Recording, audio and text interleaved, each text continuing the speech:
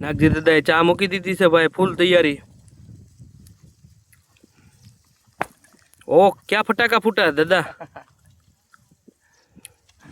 आपकी चाय फटाके वाली है।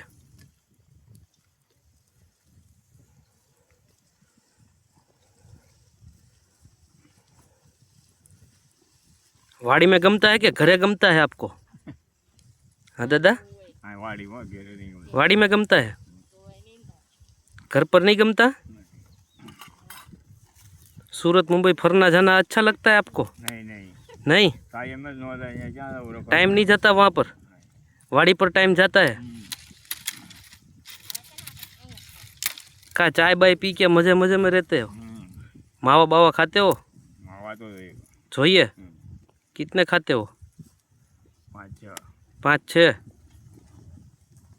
ये कितने लोगों की चाहिए? 22 जने की। बनाओ, अच्छे से बनाओ।